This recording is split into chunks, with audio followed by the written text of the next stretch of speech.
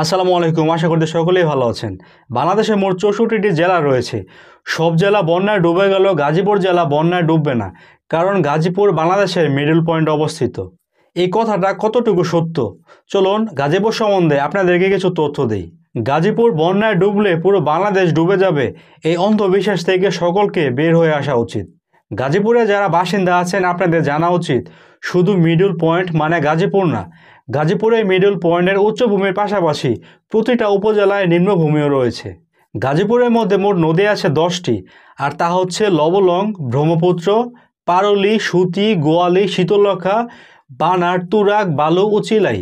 এই নদীগুলোর পানির মাধ্যমে নিম্নভূমিগুলোতে কোনো না কোনো বছর বন্যা দেখা দেয়। আপনি কি জানেন 2020 সালে কালিয়াকৈরে 59টি গ্রাম প্লাবিত হয়েছিল।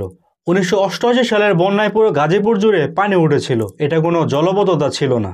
1998, 2005 ও 2006 সালের বন্যাতেও গাজীপুরের কোনো নিম্নভূমি বাকি ছিল না। কালিয়াকৈর, কাপাসিয়া, কালীগঞ্জ ও শ্রীপুর উপজেলা কোনোদিন বন্যার কবলে পড়বে না, এটা একটা ভুল ধারণা।